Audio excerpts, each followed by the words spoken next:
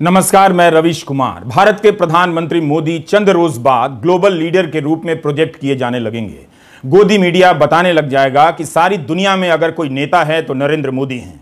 किस मामले में दुनिया ने उनकी बात मानी है, उन्होंने क्या सुझाया है, बस इसका विवरण नहीं दिया जाएगा। जैसे G20 की एक बैठक बनारस में हुई, वहां विदेश मंत्री एस जयशंकर ने कह दिया और 13 जून को छप भी गया कि परिदृश्य बदला है। भारत जैसा देश और नरेंद्र मोदी जैसे प्रधानमंत्री कुछ कहते हैं तो उसे दुनिया में बहुत ध्यान से सुना जाता है। अमर उजाला ने इस हेडलाइन के साथ छापा कि दुनिया के कई देश मानते हैं कि भारत के नेतृत्व में उनका हित सुरक्षित है। अब इस लेवल के प्रधानमंत्री मोदी, जिनकी बात दुनिया ध्यान से सुन रही है, मन की बात की तरह, वो प्रधानमंत्री मोदी पूर्वी लद्दाख के गलवान को लेकर क्या बोल रहे हैं? क्या आपने ध्यान से सुना कि दुनिया के नेताओं के बीच प्रधानमंत्री मोदी गलवान का नाम लेकर कुछ बोल रहे हो और दुनिया ध्यान से सुन रही हो? आज 15 जून है। आज ही के दिन 2020 के साल में गलवान घाटी में चीन ने आक्रमण किया। क्या भारत ने इसे आधिकारिक रूप से आक्रमण का नाम भी दिया है, घुसपैठ कहा है या क्या कहा है? हमारे 20 जवान और अफसर शहीद हुए। आज क्यों नहीं सरकार का कोई मंत्री इन शहीदों के घर गया, फोटो ट्वीट किया? हम आज के वीडियो में गलवान पर बात करेंगे। आप Ravish Kumar official YouTube channel join भी कीजिए और सब्सक्राइब भी, लेकिन वीडियो पूरा देखा कीजिए। 15 जून 2020 को पूर्वी लद्दाख की गलवान घाटी की घटना की आधिकारिक खबर आई थी और 3 जुलाई को प्रधानमंत्री लद्दाख गए। मीडिया ने उसे सरप्राइज विजिट बताया। तब तो आप होश में नहीं थे, लेकिन अब जाकर उनके उस समय के भाषण को सुन लीजिए। पूरा भाषण उन्होंने पराक्रम की स्कूली स्तर की व्याख्या और जवानों के प्रणाम से खत्म कर दिया। प्रणाम करने में बुराई नहीं है, लेकिन ऐसे वक्त में 10वीं क्लास के ललित निबंध की तरह भाषण देना भी सही नहीं। प्रधानमंत्री जवानों, उनकी माताओं को प्रणाम करने लग गए। प्रणाम की जगह इतनी बार चीन का नाम अगर ले लेते तो देश याद रखता कि प्रधानमंत्री ने कम से कम चीन का नाम लिया। उसकी बदमाशियों को दुनिया के सामने और देश के सामने उजागर किया। पूर्वी लद्दाख का भाषण भी राजनीतिक चतुराई से भरा हुआ था। चीन के अलावा सब था, चीन ही नहीं था। जब मैं दो माताओं का स्मरण करता हूं, पहली हम सभी की भारत माता और दूसरी वे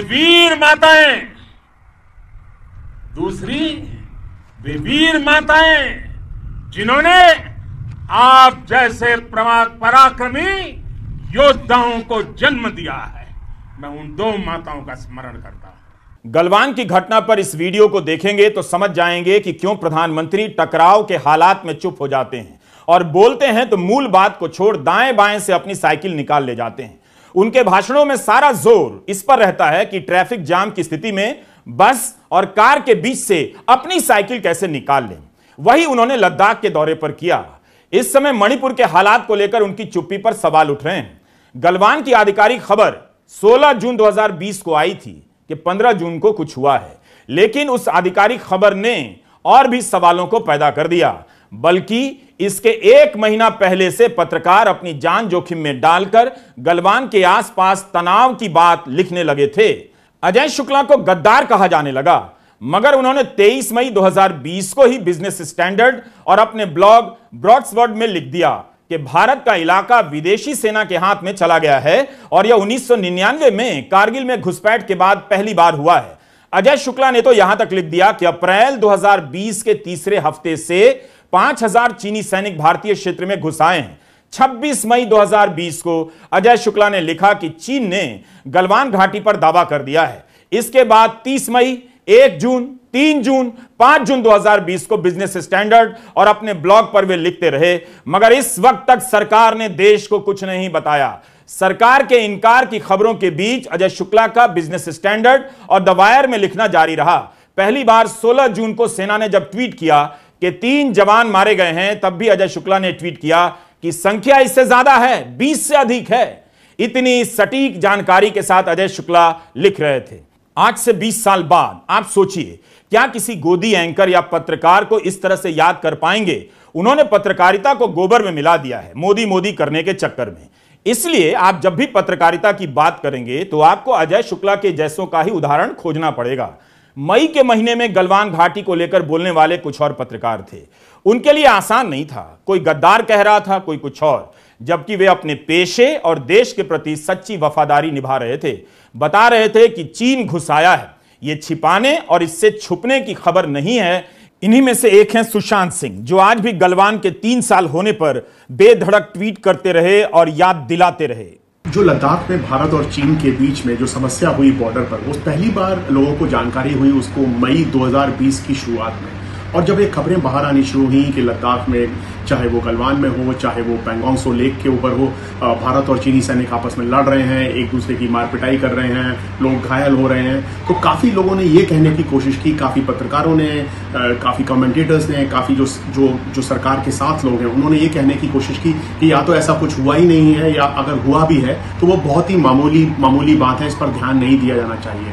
जब मेरे जैसे कुछ पत्रकारों ने और कुछ और लोगों ने इस पर रिपोर्टिंग की कोशिश की, तो लोगों ने कहा कि ये सब रिपोर्ट्स गलत हैं और चीन ने भारत की किसी भी जमीन पर कब्जा नहीं किया हुआ है। ये बात फाइनली सामने आई जून में, जबकि 20 भारतीय सैनिक मारे गए गलवान में। उसके बाद इस बात को छुपाना सरकार के लिए बिल्कुल नामुमकिन था, बहुत ही मुश्किल था। पर उससे पहले जो हुआ, जो कुछ पत्रकार सच्ची बात बोल रहे थे, चाहे वो अजय शुक्ला हों, चाहे वो सुहासिनी हैदर हों, चाहे वो जनरल पनाग हों अपने कॉलम्स में, उन पर बहुत बुरी तरह से हमले किए गए सरकार के समर्थकों के द्वारा। 2020 का पूरा मई गुजर गया कहते कहते कि अप्रैल से ही चीन की सेना घुस आई है। सरकार ने यह बात देश से क्यों छुपाई, और छुपाई तो क्या कर लिया? क्या सरकार केवल इसी रणनीति पर काम कर रही थी कि खबर देश की जनता तक ना पहुंचे? अगर वो चुपचाप पर्दे के पीछे रहकर चीन को रोकने में लगी थी, तो क्यों नहीं उसे वहां से पीछे धकेल पाई? राहुल गांधी ने तो 29 मई 2020 को ट्वीट किया था कि सरकार चुप है, इसलिए अटकलें बढ़ रही हैं। सरकार को वस्तु स्थिति के बारे में बताना चाहिए। राहुल पर बीजेपी ने हमला शुरू कर दिया। उस हमले का अंदाज बीजेपी के प्रचार के अनुरूप ही था कि राहुल तो पप्पू हैं, उन्हें क्या पता। कुल मिलाकर सरकार सीमा पर बढ़ते तनाव की खबरों से अनजान नजर आती रही, मगर राहुल गांधी एक बार फिर से इस मामले में सही साबित हुए और लगातार ट्वीट करते रहे। 3 जून 2020 को टाइम्स ऑफ इंडिया की खबर का लिंक ट्वीट कर देते हैं कि क्या भारत की सीमा में चीन के जवान घुस आए हैं। 5 जून 2020 को राहुल तीसरी बार ट्वीट करते हैं कि सभी देशभक्त लेफ्टिनेंट पनाग का लेख पढ़ लें। 9 जून 2020 को राहुल गांधी फिर से रिस्क लेते हैं और कहते हैं कि क्या रक्षा मंत्री बताएंगे कि लद्दाख में चीन ने कब्जा किया है। और 10 जून को राहुल गांधी देश की गोबर एंड गोदी मीडिया पर हमला बोलते हैं और अजय शुक्ला के ट्वीट को रीट्वीट करते हैं कि मीडिया डरा हुआ है, लेकिन सत्य छिपाया जा रहा है। मगर यह हमारी सेना के अफसरों और जवानों की रगों में सच्चाई दौड़ती है, उन्हें पता है कि क्या हो रहा है। बीजेपी की एक ही लाइन थी। कानून मंत्री रविशंकर प्रसाद राहुल गांधी को सिखा रहे थे कि क्या बोलना है। उस वक्त वे कानून मंत्री थे, कब बोलना है यह सिखा रहे थे। संबित पात्रा का ट्वीट आया कि राहुल ने सेना का अपमान कर दिया है। संबित सेना के पूर्व अफसरों का पत्र ट्वीट करने लग गए, जिन्होंने राहुल गांधी की आलोचना कर दी। ये वो अफसर हैं जो सेना के अपमान का राग सरकार को बचाने के लिए ही अलापते हैं, तभी ये सामने आते हैं। जबकि इनसे अलग लेफ्टिनेंट जनरल पनाग के लेख से साफ था कि गलवान में जो हो रहा है, राहुल का सवाल सही लगता है। तो इस तरह हमारे आज के इस लंबे वीडियो में आप देखते चलिए कि गलवान में क्या और कैसे हो रहा था। उस वक्त कोई इस टाइप के बयान भी नहीं दे रहा था और ना आज देता है कि चीन को घुसकर मारेंगे या कड़ी कार्रवाई करेंगे। चीन से सारा गुस्सा हम दिवाली की फुलझड़ियों पर ही निकाल लेते हैं। उस समय तो चीन के ऐप को बंद करने को भी कड़ी कार्रवाई के रूप में लिखा जा रहा था। गलवान का जवाब टिकटॉक बैन करके दिया जा रहा था। अब तो चीन के साथ व्यापार काफी बढ़ गया है, इस पर बात करो। इस व्यापार में चीन का ही पलड़ा भारी है और भारत को घाटा है। 16 जून 2020 को पहली बार दोपहर करीब 1 बजे खबर आती है कि गलवान घाटी में चीनी फौजियों के साथ हुई हिंसक झड़प में भारतीय सेना एक कमांडिंग अफसर और 2 जवानों की मौत हो गई है। यानी घुसपैठ की जो बात मई के महीने से कही जा रही थी, वो सच साबित हो जाती है। फिर कुछ देर बाद सूत्रों के हवाले से खबर आती है और तब जाकर पहली बार जिक्र होता है कि इस आमना सामना में चीन के भी 3-4 जवान मारे गए हैं। इसके बाद कई घंटे तक चुप्पी पसर जाती है। सूत्रों के हवाले से कभी 10 तो कभी 20 भारतीय जवानों की मौत की खबर आने लग जाती है। आखिर 16 जून की रात 10:20 पर सेना का बयान आता है। इसका अनुवाद इस प्रकार से है, क्योंकि बयान अंग्रेजी में आया था। भारत और चीन की सेनाएं गलवान में पीछे हटी हैं, जहां पर इससे पहले 15-16 जून 2020 की रात उनके बीच झड़प हो गई थी। स्टैंड ऑफ के ऊंचाई वाले इलाके में 0 से नीचे तापमान था जब अपना फर्ज निभाते हुए 17 भारतीय जवान गंभीर रूप से घायल हो गए। उनके दम तोड़ने के बाद मरने वालों की संख्या बढ़कर 20 हो गई। भारतीय सेना राष्ट्र की अखंडता और संप्रभुता की रक्षा के लिए पूरी तरह प्रतिबद्ध है। इस बयान में सेना ने अंग्रेजी के किल्ड शब्द का इस्तेमाल किया, मार्टर का नहीं, जिसे हिंदी में शहीद कहते हैं। और इसी बयान में पहली बार सेना मानती है कि उसके 20 जवानों की मौत हुई।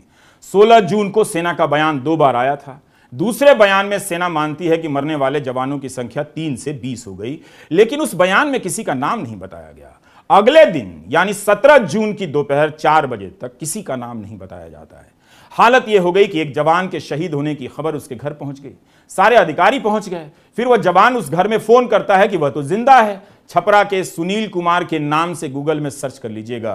कर्नल बी संतोष बाबू के बारे में भी सर्च कर लीजिएगा। गलवान को लेकर आज भी वही सवाल हैं।